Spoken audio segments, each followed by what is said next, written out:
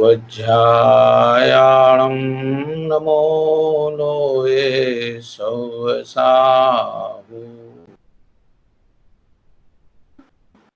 ओंकारं बिंदुसंयुक्तं नित्यं ध्यायन्ति योगिनः कामदं मोक्षदं चैव ओंकाराय नमो नमः। अविरल शब्द घनौघ प्रक्षालित सकल भूतल मल कलंका मुनि विरूपासित तीर्था सरस्वती हरतु नो दुरिता अज्ञानतिमिरान्धानां ज्ञानाञ्जन शलाकया चक्षुरुन्मीलितं येन तस्मै श्री गुरवे नमः। श्री परम गुरुवे नमः। परम्पराचार्य गुरुभ्यो नमः। सकल कलुष विध्वंसकं श्रेयसां परिवर्धकं धर्म संबंधकं भव्य जीव मनः प्रतिबोधकारकम् इदं शास्त्रं श्री समय सार नामधेयम् अस्य मूल ग्रंथकर्तार श्री सर्वज्ञ देवा तदुत्तर ग्रंथकर्तार श्री गणधर देवा प्रति गणधर देवा तेषां वचनानुसार मासाद्य आचार्य श्रीमद्भगवत कुंद कुंद देवेन विरचितं श्रोतारः सावधानतया शृण्वन्तु। मंगलम भगवान वीरो मंगलम गौतमो गणी मंगलम कुंद कुंदाद्यो जैन धर्मोस्तु मंगलम सर्वमंगल मांगल्यम सर्वकल्याणकारकम प्रधानम सर्वधर्माणां जैनम जयतु शासनम जैनम जयतु शासनम जैनम जयतु शासनम वंदितु सौसिद्धे ध्रुवमचलमणोभवं गतिं पत्ते वोच्छामि समय पाहुड मिनमो श्री केवली भणिदम्। नमः समय साराय स्वानुभूत्या चकासते चित् स्वभावाय भावाय सर्वभावान्तरच्छिदे निज स्वरूप को परम रस जामे भरो अपार वंदो परमानंदमय समय सार विकार वंदो परमानंदमय समय सार विकार।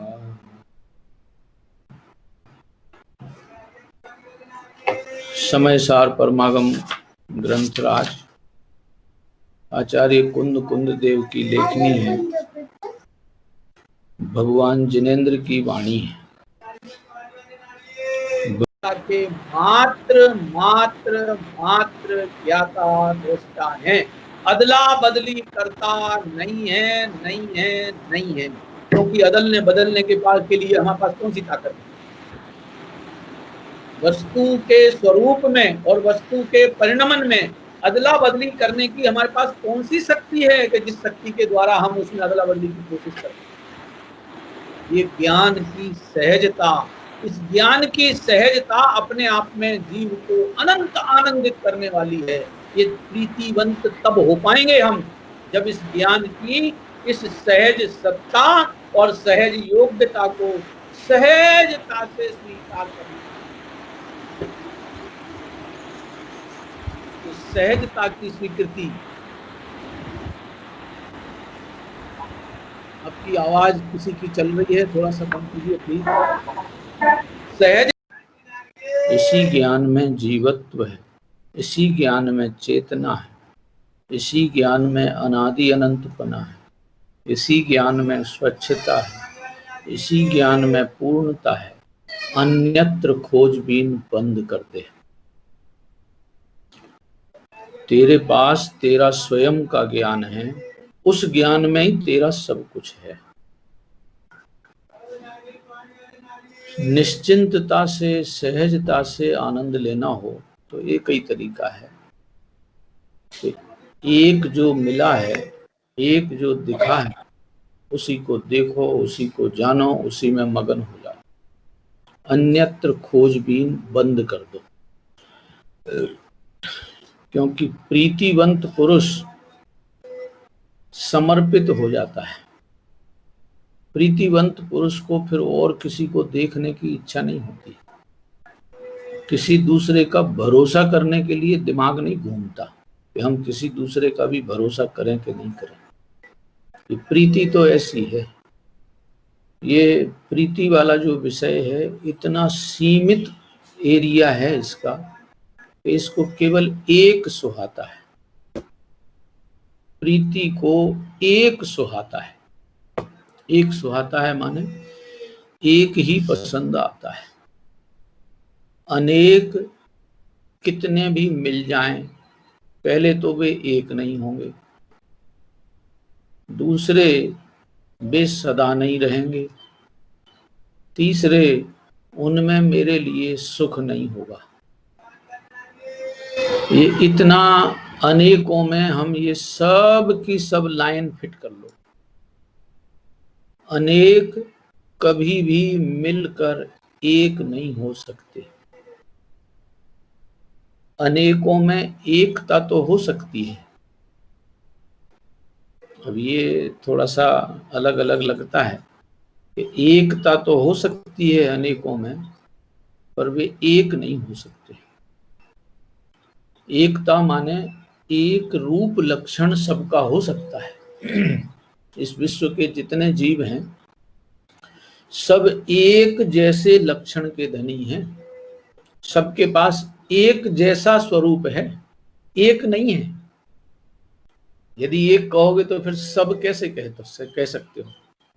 सब कह रहे हैं, इसका सीधा सा मतलब है कि सबके पास अपनी अपनी एकत्व शक्ति पूरी पूरी है और वो सब की एकत्व शक्ति एक जैसी है। जीवों की जो एकत्व शक्ति है वो सब जीवों की एक सी है, एक सी है। वो कोई एक नहीं है कि जिसका आधा हिस्सा मुझ में, आधा हिस्सा इनमें, आधा हिस्सा उनमें, आधा हिस्सा उनमें, आधा हिस्सा आप में। ऐसा नहीं होता है। मुझ में मेरी पूरी एकता है, आप में आपकी पूरी एकता है, उनमें उनकी पूरी एकता है, पीछे वालों में उनकी पूरी एकता है, आगे वालों में उनकी पूरी अपनी एकता है। किसी की एकता किसी के ऊपर निर्भर नहीं करती। एक लक्षण भी किसी के ऊपर, एक पना भी किसी, एक स्वरूप भी किसी के ऊपर निर्भर नहीं है और उसकी एकता भी किसी दूसरे के ऊपर निर्भर नहीं है। मैं जीव हूं, सिद्धों जैसा जीव कहा।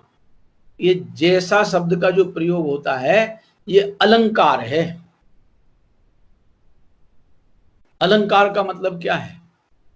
ये भाषा सौष्ठव है कि उन जैसा हूं।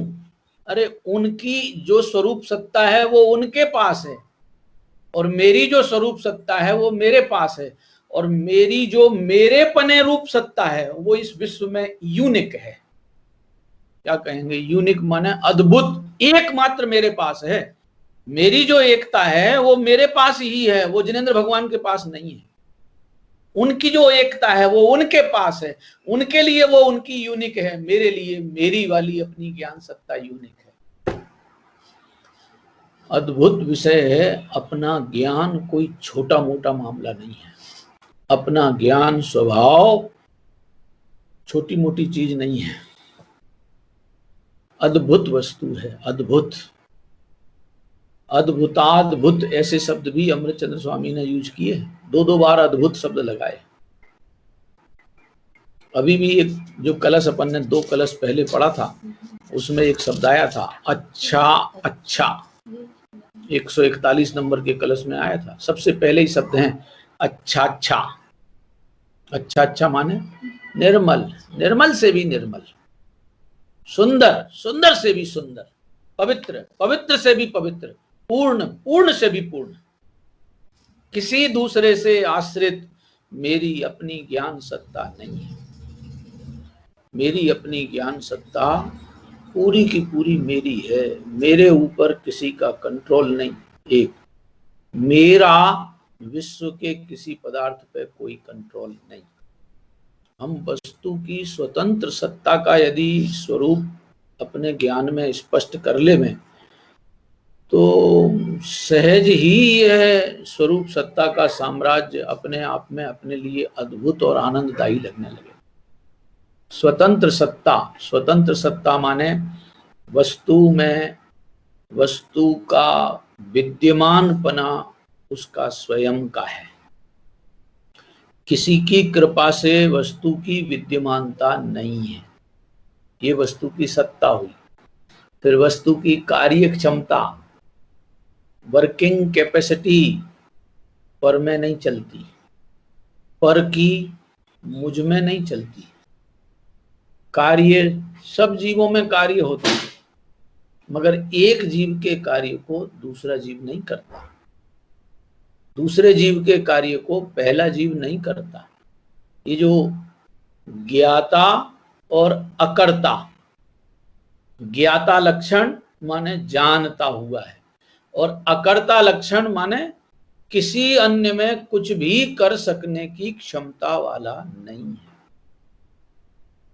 अब ये जो हमारे चित्त में भरी बैठी हैं कि कोई मेरा हित कर देगा, मैं किसी का हित कर दूंगा, ये जो वृत्ति है ये वस्तु स्वरूप के अनुकूल है कि विपरीत है?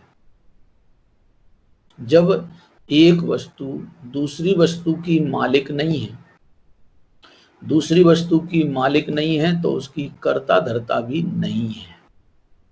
तत्वार सूत्र जी में जो पहले अध्याय का 7वां सूत्र है, पहले अध्याय का तत्वार सूत्र जी ग्रंथराज में 7वां सूत्र है, याद कीजिए। पहला सूत्र है सम्यक दर्शन ज्ञान चारित्राणी मोक्ष मार्ग। आप भी दोहराते चलिए, इतने तो याद होंगे आप लोगों को भी। पहला सूत्र है पहले अध्याय का सम्यक दर्शन ज्ञान चारित्राणी मोक्ष मार्ग। दूसरा सूत्र है तत्वार्थ श्रद्धानम सम्यक दर्शनम। तीसरा सूत्र है तन्निसर्गात अधिगमात्वा। चौथा सूत्र है जीवा जीवाश्रव बंध संवर निर्जरा मोक्षास तत्वम। पांचवा सूत्र है नाम स्थापना द्रव्य भाव तस्तन्यासः। छठा सूत्र है प्रमाण नयई रदिगमः। सातवां सूत्र मैंने याद कराना चाहा था, वो सातवां सूत्र है निर्देश स्वामित्व साधनाधिकरण स्थिति विधानतः।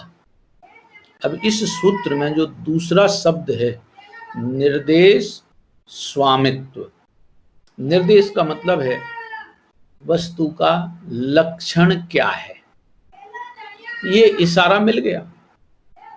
वस्तु का लक्षण क्या है ये स्वरूप समझ में आया।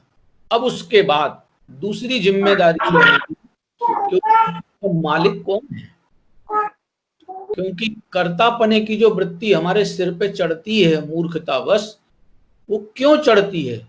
क्योंकि हम वस्तु की स्वतंत्रता और उसकी कर्तृत्व शक्ति स्वयं की कितनी कैपेसिटी की है ये हम निर्णय नहीं कर पाते।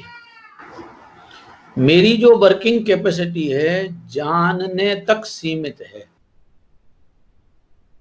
मेरी जो वर्किंग है वो जानने तक सीमित है। जानने तक सीमित है का मतलब स्वयं को ज्ञान स्वरूप जानूं, उसमें अदला बदली करने का कोई अधिकार नहीं। दूसरे भी पदार्थ हैं उनको वे जिस रूप में हैं उनको जान मात्र लूं, उनमें कुछ उठा धरी अदला बदली ऐसे हो जाएं, छोटे हो जाएं, बड़े हो जाएं, ऐसे हैं, ये कमेंट्स बाजी करने का हमको कोई अधिकार नहीं मिला है। क्यों? कि वस्तु का स्वामित्व किसी अन्य के पास नहीं है। एक मेरे ख्याल दीपचंद जी सेठिया साहब का वाक्य है, उनकी वो पुस्तक है सहज सहज करके कुछ है, बड़ी पुस्तक है, लिखा भी है जी, नाम उस अभी ख्याल नहीं आ रहा है। उसमें लिखा है वस्तु की मालिक वस्तु है, तू क्यों पर में भरमाता है, मालिक का मालिक बन करके क्यों नीति न्याय गंवाता है। वस्तु की मालिक वस्तु है। इस विश्व में जीव वस्तु एक एक स्वधा, अटल विश्व मर्यादा, अटल विश्व मर्यादा उस पुस्तक में छपा हुआ है। इस विश्व की जितनी वस्तुएं हैं वे सब अपने अपने एकत्व में व्यवस्थित हैं। देखो व्यवस्थित हैं, उन्हें व्यवस्थित करना नहीं है, कर सकता नहीं है। करने की कोशिश में अनंत आकुलताएं तो मोल ले ली हैं, मगर पर वस्तु में कुछ भी किसी ने कर पाया हो ऐसा किसी के बस की नहीं है। अभी जो हमको भय खड़ा होता है ना, भय क्यों खड़ा होता है? हमें लगता है कोई दूसरा ताकतवर है, वो हमसे कुछ हमारा छुड़ा ले जाएगा। कर्म बड़े बलवान, अरे अपन ने पढ़ रखी है ये लाइन है, कर्म बड़े बलवान जगत में पेरत हैं, वे बहुत बड़े बलवान हैं। जब वे हमें बड़े बलवान दिखाई देते हैं और ऐसा लगता है कि वे हमें आकुलता देंगे, वे हमें लूट लेंगे, वे हमारा सब कुछ खसोट लेंगे, ये जो पराधीन प्रवृत्ति वाली भाषाएं हैं, ये जिनेंद्र भगवान की वाणी की नहीं है भैया। इस विश्व में, इस विश्व का कोई भी पदार्थ किसी से कम और किसी से ज्यादा ताकत वाला नहीं है। आदिनाथ भगवान ज्यादा ताकत वाले थे और महावीर भगवान कम ताकत वाले थे। भाई साहब, आदिनाथ भगवान के पास आदिनाथ भगवान की ताकत थी, महावीर स्वामी के पास महावीर स्वामी की पूरी ताकत थी। किसी के पास किसी से कम और किसी के पास किसी से ज्यादा, ये कम ज्यादा देखने की आदत अगुर लघुत्व स्वभाव का लोप करने का परिणाम है। सोचो जरा हिसाब किताब, जब वस्तु में अगुरु लघुत्व शक्ति है, ये अगुरु लघुत्व शक्ति क्या कहती है? कोई किसी को कुछ दे देगा, कोई किसी का कुछ ले लेगा, इसका नाम है क्या अगुरु लघुत्व? कोई किसी को कुछ दे देगा तो देने वाले के पास कुछ ज्यादा होना चाहिए ना, और जिसको देगा उसके पास कुछ कम होना चाहिए। लेने देने का व्यवहार कहां संभव है कि देने वाले के पास कुछ ज्यादा होना चाहिए, लेने वाले के पास कुछ कम होना चाहिए? ऐसा कोई वस्तु है विश्व में कि जिसके पास अपना कुछ कम है या अपने पास अपना कुछ ज्यादा है? कौन है ऐसा पदार्थ इस विश्व का? ढूंढो जरा हिसाब। ये वस्तु की जो अनादि अनंत सहज बनी बनाई व्यवस्था है, उसमें किसी के पास कुछ भी किसी से कम, किसी से ज्यादा कुछ भी नहीं है। एक एक शक्ति विचार करें, एक एक गुण विचार करें, और ये अगुरु लघुत्व जो गुण है अकेले जीव के पास ही हो ऐसा नहीं है भैया। ये उद्गल पे भी, धर्म पे, अधर्म पे, आकाश पे, काल पे, सब द्रव्यों के पास ये अगुरु लघुत्व की शक्ति है। कोई द्रव्य किसी से कम किसी से ज्यादा ये देखना ही अपने आप में अपराध है। ये न्याय शास्त्र में ये जो हमारे ज्ञान पे 3 दोष लगते हैं, कभी सुने होंगे आपने, न्याय शास्त्र की कथनी, अपने दिगंबर जैन धर्म का न्याय शास्त्र, अद्भुत न्याय ग्रंथ है भैया। अमृतचंद्र क्या नाम, समंत भद्राचार्य देव, अकलंक देव आचार्य, ये न्याय के दिग्गज आचार्य हुए हैं, उन्होंने दिए हैं सब कथन। अज्ञान में 3 दोष होते हैं, वो 2 तरह के हैं, एक तो संशय, विपर्य और एक अनध्यवसाय। नाम सुने हैं अपन सबने, संशय, विपर्य और अनध्यवसाय। संशय का मतलब है हम निर्णय में नहीं है, अब ऐसे हैं कि ऐसे हैं, ऐसे हैं कि ऐसे हैं। एक उदाहरण दिया जाता है परीक्षा मुख शास्त्र में कि कोई व्यक्ति सायंकाल के समय सूर्यास्त के बाद कहीं बैठा था और उस समय हवा चल रही थी। उस हवा चलते समय में बाल भी सिर के उड़ रहे थे, अभी आंख के सामने आते, फिर हिलते, फिर इधर उधर हिलते। तो ऐसा भ्रम होता कि ये बाल है कि मच्छर है, बाल है कि मच्छर है।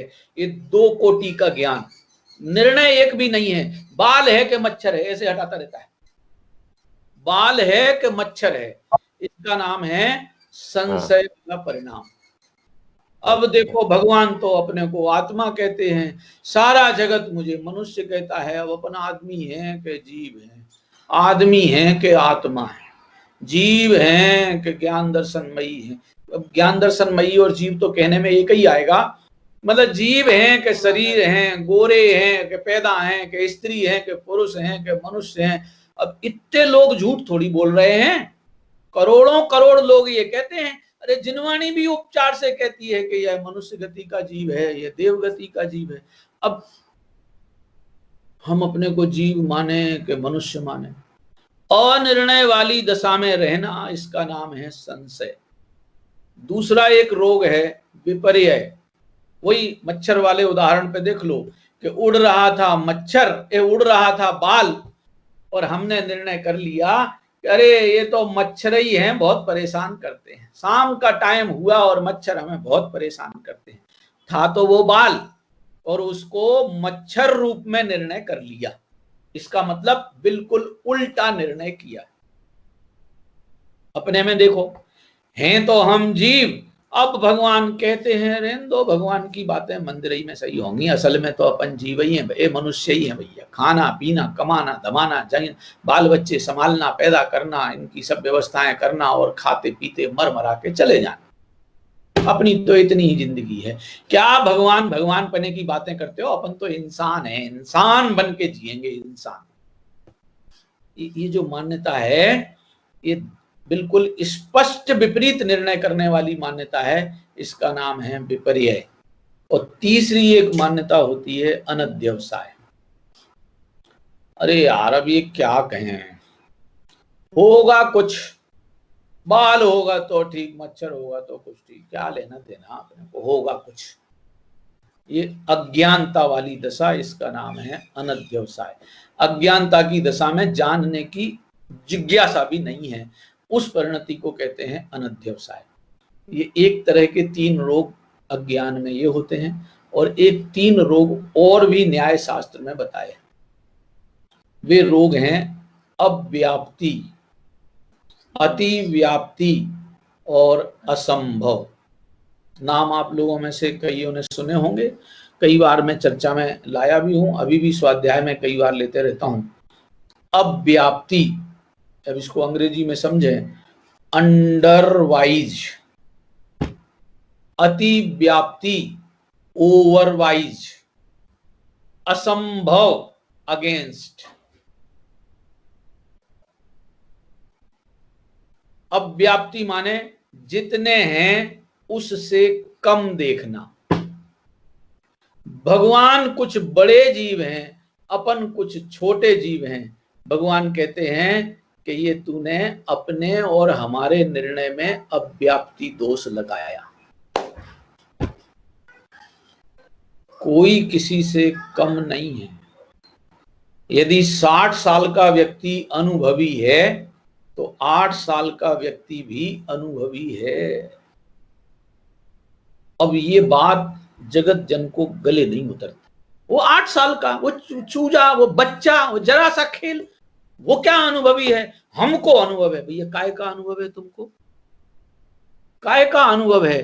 कि बोले हम रोना भी जानते हैं, रुलाना भी जानते हैं, मरना भी जानते हैं, मारना भी जानते हैं। कि भाई साहब, ये रोना रुलाना ये तुम्हारे अनुभव का स्वरूप है? ये तो मूर्खता का स्वरूप है, ये कोई ज्ञान का स्वरूप नहीं है। जो रोते हैं वे कोई समझदार नहीं है, जो रोते हैं वे मूर्ख हैं। जो आकुलित होते हैं वे मूर्ख हैं। क्यों? कि मूर्ख जीव ही आकुलित होता है, समझदार जीव के पास आकुलता नहीं होती है। हमको बहुत अभ्यास है, काय का हमने बहुत चोटें खाई हैं, तो चोटें खाना ये कोई समझदारी का स्वरूप है? सब उस 8 वर्ष के बालक को क्या अनुभव है? अरे जैसा अनुभव वो 8 वर्ष का कर लेता है, कर सकता है, वैसा अनुभव तुम 60 के बाद भी नहीं कर पा रहे हो। क्यों? क्योंकि वह 8 वर्ष का बालक अपने को जीता हुआ अनुभव कर लेता है, निर्भर अनुभव कर लेता है। ये ताकत उस 8 वर्ष के बालक में है। तुम 60 साल के होने के बाद भी अपने को बोझिल अनुभव कर रहे हो, दुखी अनुभव कर रहे हो, इसका मतलब तुम्हारे पास कोई अनुभव नहीं है। इसका नाम अनुभव नहीं है। अनुभव तो उसका नाम है जिसमें किसी भी परिस्थिति में मैं किसी परिस्थिति के अधीन न हूं, स्वाधीन सुखी सहज आनंदमय जीवन जीऊं। ये 8 वर्ष का बालक भी कर सकता है। गुरुदेव कहा करते थे, 8 વર્ષની બાલિકા હોય તે પણ સ્વરૂપનો સંવેદન કરી શકે છે। તમે 60 નો થઈ ગયો, 60 વર્ષના અભ્યાસ થઈ ગયા, તો પણ તમે આત્માના અનુભવમાં એટલા પીછા થઈ રહ્યા છો। अब ये गुजराती बोल गया, मैं हिंदी बोलूं। 8 वर्ष की बालिका भी हो, वो भी अपने स्वरूप का संवेदन जैसे सर्वज्ञ परमात्मा करते हैं वैसे कर सकती है। अरे करती हैं भैया, जो सम्यक दर्शन प्रकट करते हैं वे सब के सब जीव 8 ही वर्ष जैसे तो हैं। क्या है, अभी केवल ज्ञानी परमात्मा के सामने तो वे जरा से बच्चे हैं। जिसने केवल अविरत सम्यक तो प्रकट किया है, सर्वज्ञ भगवान के सामने तो वे बच्चे हैं। वे बच्चे भी, अरे लिखा है, बनारसी दास जी ने लिखा है, जगमाही जिनेश्वर के लघु नंदन। जिनने भेद ज्ञान जगा लिया और भेद ज्ञान जगाकर अपने में अपनी पूर्णता और विश्व के पदार्थों में उनकी अपनी स्वतंत्र पूर्णता देख ली, वे जगत में भले अनेक उलझनों के बीच में दिखाई दे रहे हैं, पर वे जगत में जिनेश्वर के लघुनंदन हैं। लघुनंदन माने बच्चे होने पर भी वो जो लघुनंदन है वो अपने को किसी से कम नहीं देखता। ये देखो दुनिया में भी देख लो, जो छोटे बच्चे होते ना घर में, छोटे बच्चे, वो छोटा बच्चा अपने को किसी से कम नहीं देखता है। वो मेरे ख्याल से कोई एक टीवी में सीरियल आता था, क्या था वो, एक वो मोगली मोगली करके आता था, आता है कि नहीं आता मालूम नहीं, बहुत पहले सुना था। जब वो मोगली का सीरियल आता था, मोगली था मेरे ख्याल, तो उसमें उसका वो स्लोगन चलता था, छोटा बच्चा जान के मुझको ना तड़पाना रे। क्यों? क्योंकि वो बच्चा ये कह रहा है मेरे पास अगुर लघुत्व की शक्ति है। तू क्या छोटा समझता है? काय से छोटा है? अनादि अनंत सत्ता वाला तू है, अनादि अनंत सत्ता वाला मैं हूं। कोई नया पैदा मैं नहीं हूं और नए पुराने तुम नहीं हो। तुम जितने पुराने हो उतने ही मैं पुराना हूं। अपनी सत्ता से जिंदा हो, मैं भी अपनी सत्ता से जिंदा हूं। तुम्हारा जीवन तो तुम्हारे पास पूरा है, मेरा जीवन तो मेरे पास पूरा है। सोचो जरा मैना सुंदरी का सोच। वो मैना सुंदरी धर्मात्मा क्या सोच था, प्रभु पिताजी तुम्हारा दिया मुझे नहीं मिल रहा है, मेरा दिया किसी को नहीं मिल रहा है, मेरे कारण तुम और तुम्हारे कारण मैं, ऐसी इस विश्व में वस्तु की कोई पराधीनता नहीं है।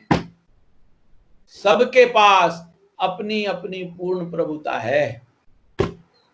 ये ज्ञान में जो तृप्ति अनुभवना है, संतुष्टि लेना है, उसमें प्रीति करना है। 3 काम है ना ये गाथा में, हमारे 206 नंबर की गाथा में। प्रीतिवंतपना, संतुष्टिपना और तृप्तिपना, ये तभी आ सकता है जब हम अपना स्वरूप अपने ज्ञान में पक्का नक्की कर लें। देखो स्वरूप तो पक्का है, स्वरूप तो पूरा का पूरा पक्का है, पर नक्की करने की जरूरत है। कितनी सी बात है, पक्के में कुछ घटाबड़ी थोड़ी होना है। हम अनादि अनंत हैं तो हैं, हमें किसी ने अनादि अनंत बनाया। हमारी अनादि अनंतता में जो चेतनता है वो हमारे पास अपनी है तो है, तो स्वरूप तो पक्का है। इस पक्के स्वरूप को अपने ज्ञान में नक्की कर, जो हमारे गुरुदेव बार बार कहते हैं, हूं परमात्मा छू एम नक्की कर। मैं परमात्मा हूं ये बात तो पक्की है, ये बात तो पक्की है कि मैं परमात्मा हूं, पर अपने चित्त में नक्की कर लो ये नक्की करने का फल ये होगा कि परमात्मपना अवस्था में प्रकट हो जाएगा। पक्का, नक्की।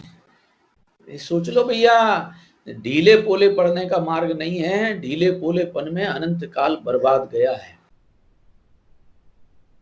कमजोरियां अनुभवने में अनुभव में ही कमजोरी आई है, वस्तु में कमजोरी नहीं आई है। अनुभव कमजोर किया हमने अपने को, तो कमजोर अनुभवने पे लोक में कहा जाता ना कि कमजोर अनुभव लो तो अपने आप में कमजोर हो जाओ। ये जगत की रीतियां हैं कि कमजोर अनुभवने वाला कमजोर हो जाता है। असल में कमजोर अनुभवने वाला अपने को कमजोर अनुभवता रहता है, कमजोर नहीं होता है। अब इस मामले में हो सकता है आपको मेरा कथन चोट मारने वाला लगे। ये जो डिप्रेशन में जीते हैं वे कमजोर काय में है। जिनके चित्त में डिप्रेशन, ये डिप्रेशन क्या बोलेंगे, ब्लड प्रेशर में होती ना दो दशाएं, एक वो क्या हाय तौबा मस्ती है और एक में मायूसी छा जाती है। क्या क्या कहेंगे, मायूस चित्त, ब्लड प्रेशर में मायूसी छा गई, क्या बोलेंगे, low blood pressure. High blood pressure वाले और लो ब्लड प्रेशर वाले, ये लो ब्लड प्रेशर वाले काय से कमजोर हैं। शरीर से कोई कमजोरी नहीं है, अपने में कमजोरी अनुभव की है। अपने को कमजोर अनुभव कर करके अपने को कमजोर माना है नहीं कमजोर। ये भगवान जिनेंद्र की वाणी है, इस विश्व का कोई पदार्थ किसी से कमजोर नहीं है। सब पदार्थ अपने में पूरे हैं और कोई पदार्थ किसी से ज्यादा ताकत वाला भी नहीं है। ये अगुरु लघुत्व शक्ति, अगुरु लघुत्व गुण अपन ने यदि अपने चित्त में धारण किया है तो किसी तरह का डिप्रेशन और ओवरवाइजपना अपने चित्त में नहीं आ सकता। वो जो 3 गुण दोष प्रकार बता रहा था मैं, अव्याप्ति, अतिव्याप्ति और असंभव। अव्याप्ति माने अपने को कम गिनने की मूर्खता, अतिव्याप्ति माने अपने को दूसरे से कुछ अधिक गिनने की मूर्खता, और असंभव माने अपने को विपरीत जानने की मूर्खता। ये 3 मूर्खताएं, अव्याप्ति, अतिव्याप्ति, असंभव, ये हमारे ज्ञान में ऐसी कमजोरियां नहीं होना चाहिए। हमारे उत्तम चंद जी साहब थे, अब तो चले गए, डॉक्टर उत्तम चंद जी सिवनी वाले, छिंदवाड़ा वाले विद्वान थे, बहुत गजब गजब सरल प्रवृत्ति के जीव। वो प्रवचन में जब कहीं भी जाएंगे तो ये बात अवश्य कहते थे, देखना तो मगर किसी से कम नहीं देखना, किसी से ज्यादा नहीं देखना, किसी से और अपने में विपरीतता नहीं देखना, किसी के बारे में भी विपरीत चित्तवृत्ति बनाना नहीं। ये विपरीत चित्तवृत्ति बनाना अज्ञान और कसाय की तीव्रता से होता है। हाँ जी, बड़े गजब गजब के सिद्धांत हैं ये। जिन दर्शन की जो अद्भुत अनादि अनंतता है, ये किस दम पे टिकी हुई है? विपरीत वृत्ति अज्ञान में, नियम से अज्ञान में और कसाय में होती है। तीव्रतम अज्ञान और तीव्रतम कसाय का दंड है ये विपरीत प्रवृत्ति। हमें पता ही नहीं है इसलिए हम विपरीत चल रहे हैं, या हम तीव्र कसाय में जी रहे हैं इसलिए विपरीत प्रवृत्ति चल रही है। पढ़ो जरा, अपन पढ़ते हैं वो अमित गति आचार्य देव की जो रचना है ना, भावना 32 सामायिक पाठ, जिसका हिंदी अनुवाद है प्रेम भाव हो सब जीवों से, गुणी जनों में हर्ष प्रभो, करुणा स्रोत बहे दुखियों में, दुर्जन में मध्यस्थ विभो। ये तो हिंदी में शब्द आया है दुर्जन, वहां संस्कृत में तो मूल में उन्होंने लिखा है विपरीत वृत्तौ। संस्कृत यदि किसी को हो, मैं सामने रख के बताता हूं, मेरे पास है, सामने ही है। ये बृहद जिनवाणी संग्रह में भावना 32 छपी हुई है, उसमें संस्कृत और हिंदी दोनों छपे हुए हैं।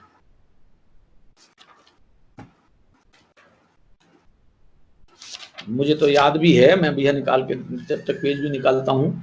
प्रेम क्या सत्वेषु मैत्रीम गुणिषु प्रमोदम क्लिष्टेषु जीवेषु कृपापरत्वं माध्यस्थ भावं विपरीत वृत्तौ सदा ममात्मा विदधातु देव। यह है बृहद जिनवाणी संग्रह।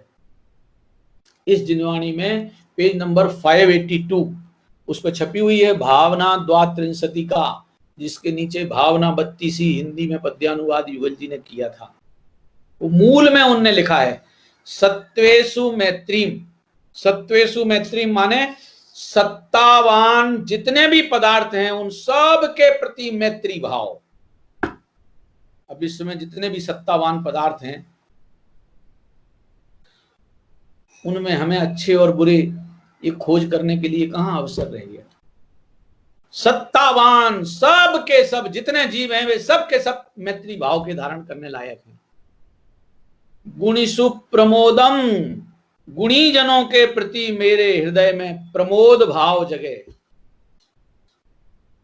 क्लिष्टेषु जीवेषु कृपा परत्वम, और जो क्लिष्ट जीव हैं, क्लिष्ट माने आकुलित व्याकुलित जीव हैं, दुखी होते हुए जीव हैं, क्लेश भोगते हुए जीव हैं, उनके प्रति कृपा परत्वम, वे भी सुखी होएं, ऐसी उनके प्रति अंतरंग भावना और ऐसी ही प्रेरणा। फिर माध्यस्थ भावम विपरीत वृत्तौ, विपरीत वृत्ति वालों में माध्यस्थ भाव। अब विपरीत वृत्ति वाला का मतलब क्या हुआ कि जो मुझे नहीं पसंद करता, देखो मैं उनके प्रति नापसंदगी नहीं कर रहा हूं, फिर तो माध्यस्थ भाव नहीं हो पाएगा।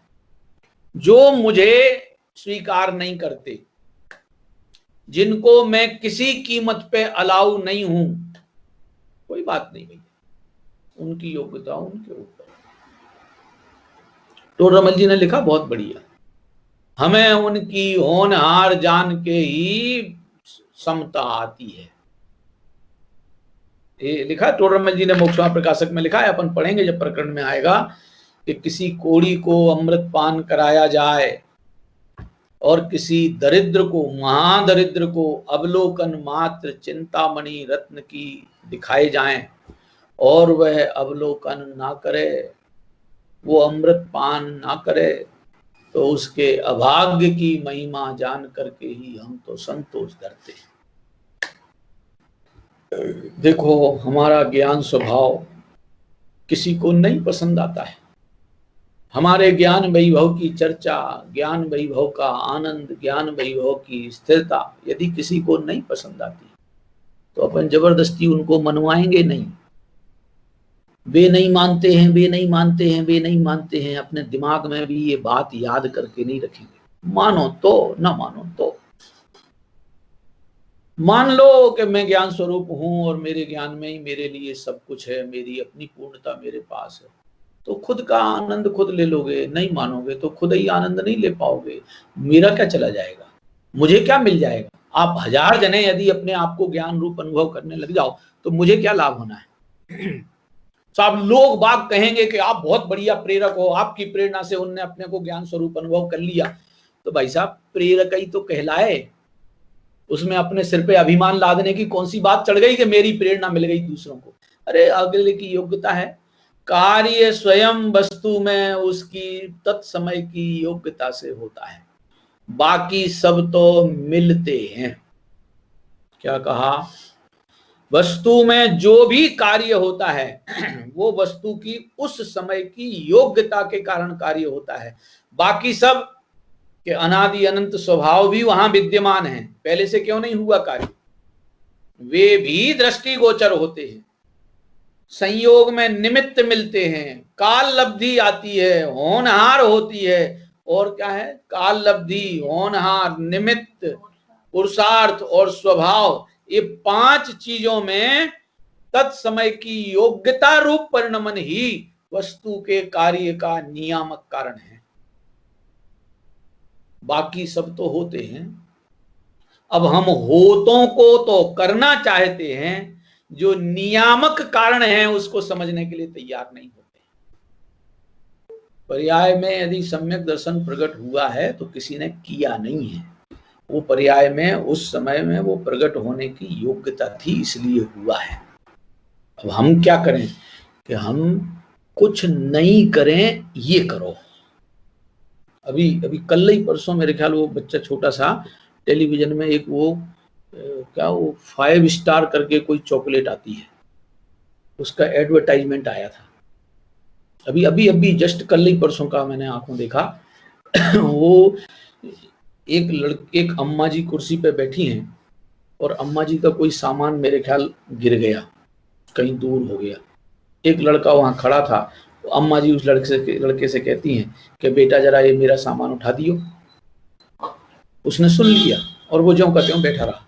जब वो ज्यों का त्यों बैठा रहा तो अम्मा जी को वो अपनी वस्तु चाहिए थी, तो वो खुद उठ के उसको लेने के लिए आई। अब जैसे ही वो खुद उठ के आगे बढ़ी, उतनी देर में ऊपर से कोई छत या छज्जा वज्जा गिर के उस कुर्सी पे गिर गया और वो कुर्सी चकनाचूर हो गई। अब अम्मा जी एहसान मान रही, अरे वाह तूने कुछ नहीं करके बड़ा से बड़ा उपकार किया है। अभी अभी देख लेना आप, कल परसों में, अभी कल ही परसों देखा था मैंने, टेलीविजन में एडवर्टाइजमेंट है, ये जो सीरियल आते हैं ना मनोरंजन वो चश्मा फस्मा क्या है वो, तारक मेहता का उल्टा चश्मा वगैरह, उसमें बीच में आया था वो, उसका एडवर्टाइजमेंट था मेरे ख्याल का है 5 स्टार चॉकलेट का है। तो वो अम्मा कह रही तूने कुछ नहीं करके मेरा परम उपकार किया है। हाँ जी, सोचने लायक है जरा ये दृष्टि। इस विश्व में करके कोई सुखी नहीं होता है, जितने भी सुखी हुए हैं वे नहीं करने की आदत डाल करके सुखी हुए। लालचंद भाई कहा करते थे, करना ये तो मरने का तरीका है, जिन्हें जीना पसंद है वे तो जानने के काम में लगे रहते हैं। जानना सो जीना और करना सो मरना। अब सोचो हम जीने के लिए जीव हैं कि मरने के लिए जीव हैं। ये जो चित्त वृत्ति में कर्तृत्व की बुद्धि भरी पड़ी है, ये मरने की आदत है, ये जीने की आदत नहीं है। हमें अन्य किसी वस्तुओं में तो कुछ करने धरने का है ही नहीं, उनमें तो हमारा कोई अधिकार है ही नहीं, क्योंकि वे अपना कार्य करने के लिए खुद स्वतंत्र हैं। अरे मुझ में भी मुझे कुछ करना नहीं है, क्या करोगे? 3 व्यवस्थाएं हैं, द्रव्य गुण पर्याय, इसके अलावा और क्या है वस्तु? गुण पर्यायवत द्रव्यम, इसके अलावा वस्तु क्या है? अब जो द्रव्य है वो अनादि अनंत विद्यमान है, उस अनादि अनंत विद्यमान में क्या अदला बदली करोगे? उसमें करने के लिए कहां गुंजाइश है? फिर अनादि अनंत गुणों का भंडार है, वे भी ज्यों के त्यों हैं, उनमें भी कमी बेसी और किसी से कम ज्यादा और किसी से अदला बदली का कोई हिसाब किताब नहीं है। जब द्रव्य गुण में किसी तरह की कोई कर्तृत्व की गुंजाइश नहीं है, अब लगते हैं कि साहब पर्यायों में तो कुछ करना पड़ेगा ना, अपनी विपरीत मान्यता तो छोड़ना पड़ेगी ना, छोड़ेंगे तभी तो निर्मल परिणाम मान्यता आएगी। अरे भाई साहब, वो जो विपरीत मान्यता रूप परिणमन है ना, वो भी अपनी निश्चित सुनिश्चित योग्यता के हिसाब से ही होता है। सुनिश्चित योग्यता में अदला बदली करने का विकल्प, इसी का नाम उसके सुनिश्चित पने की अस्वीकृति है। परिणमन तो सुनिश्चित ही है। साहब फिर सम्यक दर्शन कैसे प्रकट होगा? कि तुम देखो ना, बिल्कुल सुनिश्चितता देख लो, जो हुआ है वह होने योग्य ही हुआ है। अब ये जो हुआ है उसको तो हम मजबूरी में स्वीकार कर लेते हैं, भैया जैसी होनहार थी सो हो गया। हुआ है वो अपने सुनिश्चित क्रम में होता है, वो निश्चित क्रम में ही हुआ है, अनिश्चित क्रम में नहीं हुआ है, अनहोनी में नहीं हुआ है। फिर जो हो रहा है वह भी सुनिश्चित क्रम में ही हो रहा है, जो अभी हो रहा है वह भी सुनिश्चित क्रम में ही हो रहा है, और जो आगे होगा वह भी अनंत सुनिश्चित क्रम में ही होगा। क्रम में भंग करने का मुझे कोई अधिकार नहीं है, तो फिर मैंने उसको सुनिश्चित जाना, इसी का नाम तो सम्यक तो है। द्रव्य गुण पर्याय की सुनिश्चित व्यवस्था को जानने का नाम ही परिणमन में से विपरीतता का जाना और निर्मलता का आना। ये भी कार्य सुनिश्चित क्रम में ही हो रहा है। अभी सुनिश्चित क्रम का नाम ही सहज पुरुषार्थ है। सुनिश्चित क्रम की स्वीकृति, सत्ता की सुनिश्चित व्यवस्था और योग्यता का सुनिश्चित क्रम, ये स्वीकृति का नाम ही विपरीत मान्यता का जाना और निर्मल मान्यता का प्रकट हो जाना। मिथ्या दर्शन का अभाव और सम्यक दर्शन की प्रकटता। इसमें क्या हुआ है, हमने क्या किया है कि हम कुछ करने की हैसियत में ही नहीं है। भगवान तो सहज पुरुषार्थ के धनी है, वे तो किसी का कुछ नहीं कर सकते हैं। देवता लोग तो हमारा कुछ कर देंगे। जो टोडरमल जी की लाइन है अपन ने कल पढ़ी थी सायंकाल में, कि कोई देवता किसी तरह से कोई पूर्व में हमारा अनुरागी रहा हो और धर्म आराधक हो, तो वो हमारी आकुलताओं को दूर करके हमें अनुकूलता दे सकता है। अरे भगवान जिनेंद्र और सिद्ध भगवान तो कुछ नहीं कर सकते, और वे देवता कुछ कर देंगे, मतलब उनके पास पावर है किसी को कुछ देने लेने की। अरे तेरे पास सहज ही स्वयं ऐसी सामग्री मिलने की योग्यता होगी तो सब अनुकूल बन बन करके सामने आएंगे। तेरे किसी के अनुकूल बनने से तुझे को कुछ नहीं मिलता है।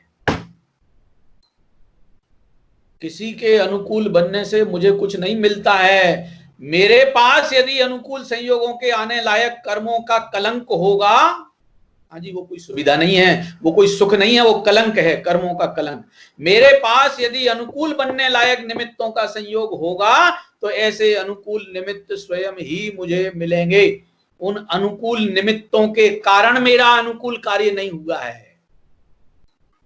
अब ये एहसान जताने और एहसान लादने और एहसान देने वाले जीवों को ये बात आसानी से गले नहीं उतरती। नहीं, उनका भी एहसान मानो, उनका भी एहसान मानो। अरे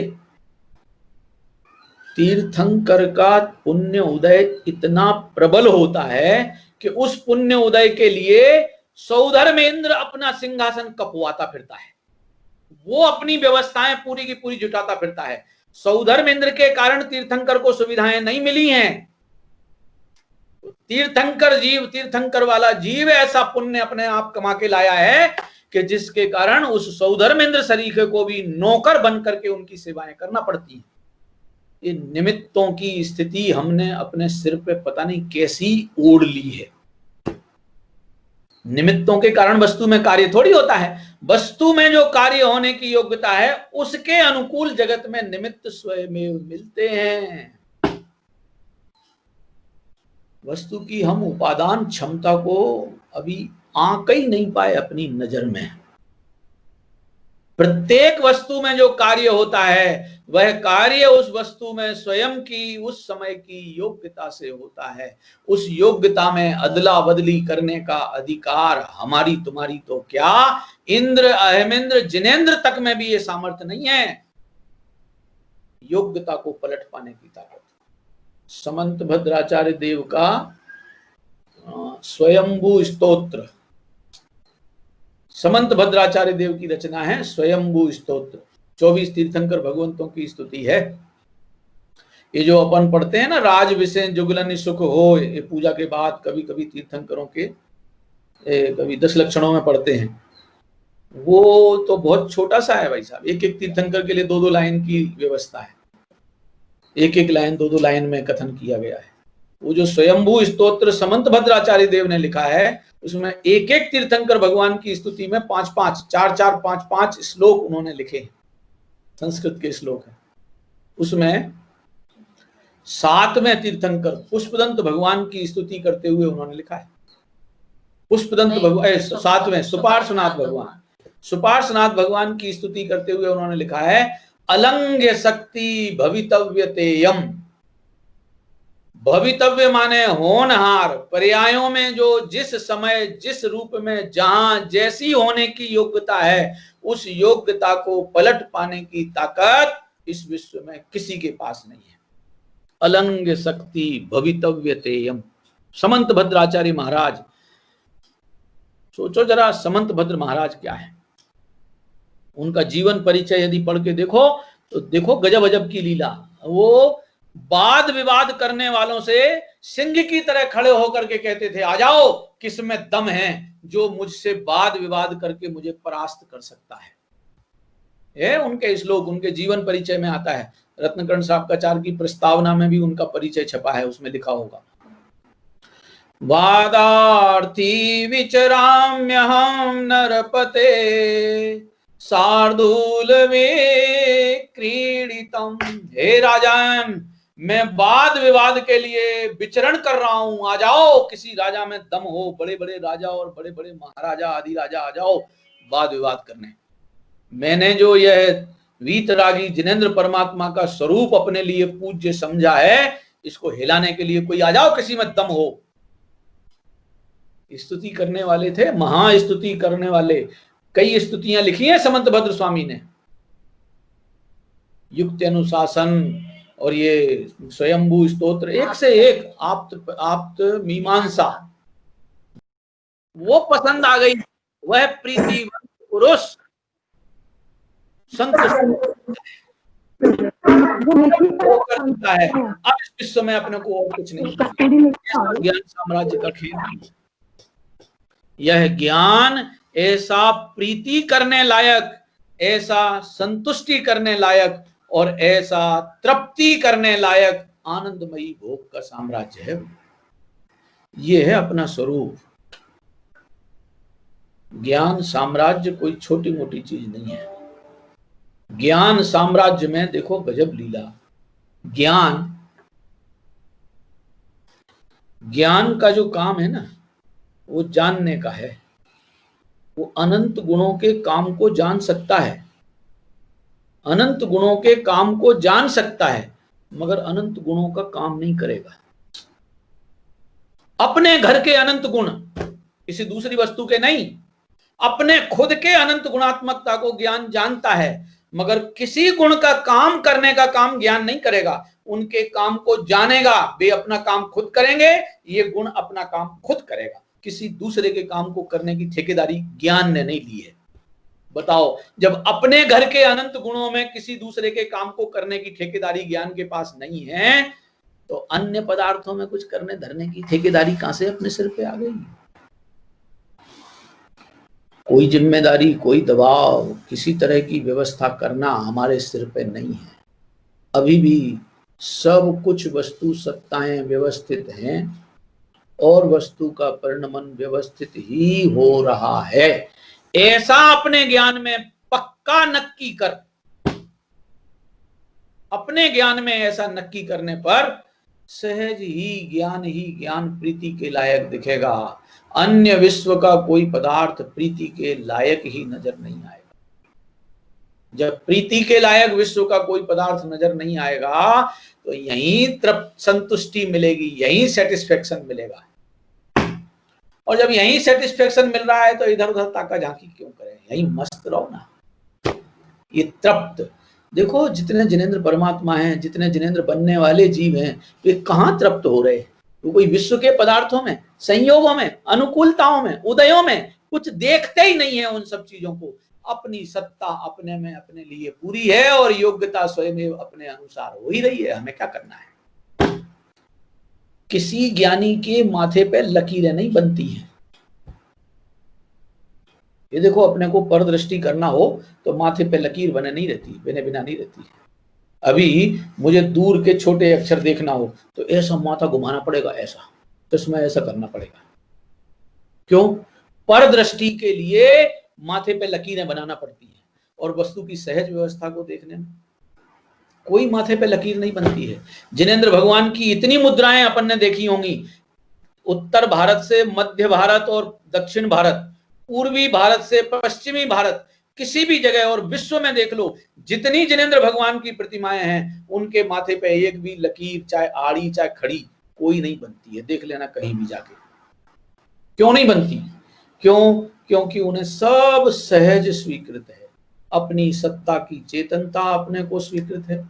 योग्यता की जिस समय जिस परिणति को आना है, वह आने वाली परिणति आ रही है, उसमें आगे पीछे करने के लिए मुझे कुछ काम ही नहीं। कितना बढ़िया उदाहरण अपने सामने है। सर्वज्ञ भगवान अरिहंत परमात्मा अनंत बल के धनी हो गए, अनंत बलिष्ठ है ना। वे अनंत बलिष्ठ सर्वज्ञ भगवान भी एक समय की योग्यता को आगे पीछे करने के लिए नहीं है, विश्व की तो छोड़ो, अपनी योग्यताओं में भी आगे पीछे करने के लिए तैयार नहीं है। क्यों? क्योंकि योग्यताओं को आगे पीछे करना का विकल्प ये मूर्खों को होता है। योग्यताओं को आगे पीछे करने का विकल्प मूर्खों को होता है। ज्ञानियों को योग्यता का कोई विकल्प नहीं है, क्योंकि वो योग्यता अनुसार हो रही है। होने दो। ये सहज स्वीकृति का नाम अद्भुत है। सर्वज्ञ भगवान को केवल ज्ञान प्रकट हो गया, अनंत बल हो गया। अब वे जो वेदनी आयु नाम गोत्र के कलंक संग में लग रहे हैं, अच्छे लगते होंगे। क्या अच्छे क्या बुरे, वे मेरे हैं ही नहीं, मुझसे उनका कोई संबंध ही नहीं। साहब उदय में तो आ रहे हैं ना, तो आ रहे हैं और जा रहे हैं, आ रहे हैं और जा रहे हैं, आ रहे हैं और जा रहे हैं। स्टेशन पे ट्रेन आ रही है और जा रही है, आ रही है और जा रही है, सवारियां उतर रही हैं, चढ़ रही हैं। स्टेशन को क्या गौरव मिल गया? आ गई चली गई, आ गई चली गई। ऐसे मेरे ज्ञान में सहज ज्ञान, ज्ञानियों के सहज ज्ञान में, केवल ज्ञानियों के सहज ज्ञान में वो योग्यता सहज ज्ञात हो रही है और होती हुई चली जा रही है, आ रही है, जा रही है। हमें उसमें करना क्या है?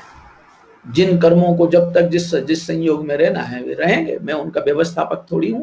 मुझे तो सब अपनी सत्ता अपने में व्यवस्थित और विश्व की सत्ताएं विश्व में व्यवस्थित दिख गई। ऐसी मति होने से सहज प्रीति, संतुष्टि और तृप्ति ये ज्ञान स्वभाव में से ज्ञानी जन ले लेते हैं। हमारे लिए भी यही मार्ग है। आज कलश पढ़ने का मूड था, अब वो कलश पढ़ने की अभी योग्यता नहीं आई थी, इसलिए नहीं पढ़ा गया, और अब योग्यता आई है तो अब अपन इसको पढ़ लेते हैं। कलश बहुत बढ़िया कलश है, 144 नंबर की धारा का कलश है, नंबर भी उसका 144 है। अचिंत्य शक्ति स्वयमेव देव, चिन्मात्र चिंतामणिरेश यस्मात्, सर्वार्थ सिद्धात्मतया विधत्ते, ज्ञानी किमन्यस्य परिग्रहेण। अचिंत्य शक्ति स्वयमेव देव, चिन्मात्र चिंतामणिरेश यस्मात्, सर्वार्थ सिद्धात्मतया विधत्ते, ज्ञानी किमन्यस्य परिग्रहेण। इसका रस अपन कल चर्चा में लेंगे, आज अभी नहीं। सहजानंदी शुद्ध स्वरूपी अविनाशी आत्मस्वरूप, सहजानंदी शुद्ध स्वरूपी अविनाशी आत्मस्वरूप, सहजानंदी शुद्ध स्वरूपी अविनाशी आत्मस्वरूप। जावाणी के ज्ञान ते सूझे लोकालो, सो वाणी मस्तक नमो सदा देते हूँ।